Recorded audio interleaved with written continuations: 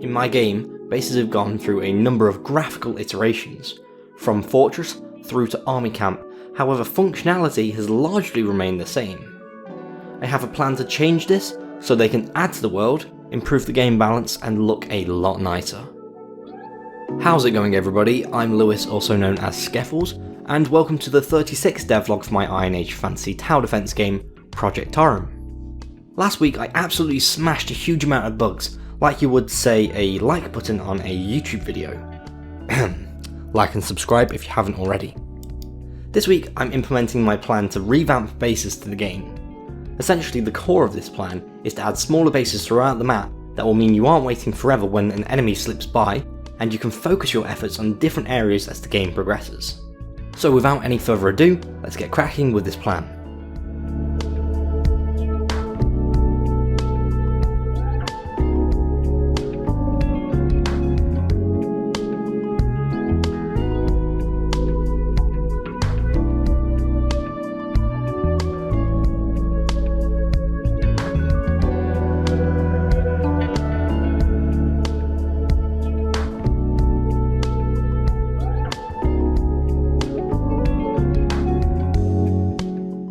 It's halfway through my week and progress is coming along nicely. I've placed 2 smaller bases on the map, each with a campfire and 1 tent, which means they have less health than the base at the end that has 3. With these bases in place, I hooked them up to the save and load system and I was pretty happy. I've also added Healthbars to bases and bosses. This has been a highly requested feature and one that I've gone back and forth on because whilst helpful, sometimes they can be overused and overwhelm what's on screen. This is the reason I have and will not be putting them on every enemy, just the bosses. However, for all my umming and ahhing about health bars, I found coding them a really fun exercise. I had a bit of a dodgy implementation from my Ludum Dare game, where the green bar was misaligned with the red, and working out a flexible way to scale and anchor the bar for the different alignments was right up my alley. I'm super happy with the code I produced for this, even though there are some tweaks I still want to add. It's a really great base for more than just health bars. With support for left, right, top, bottom and centre align bars, this really opens up some great possibilities for games in my engine. With these tasks complete, I want to move on to some visuals for the bases. The fire needs to animate, and there needs to be a transition between the base standing and the base fallen, so I'll catch up when I've got something on that.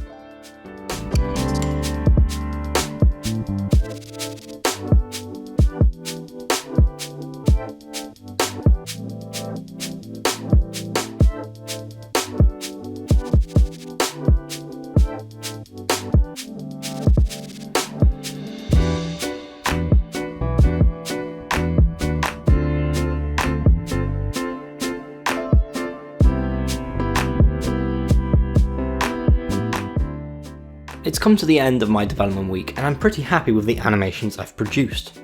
Here we've got the fire, which looks better than I ever expected. I took some inspiration from other fire sprites and tried out silhouette blocking for the first time. This is a technique I've seen a few other devs do and it really works.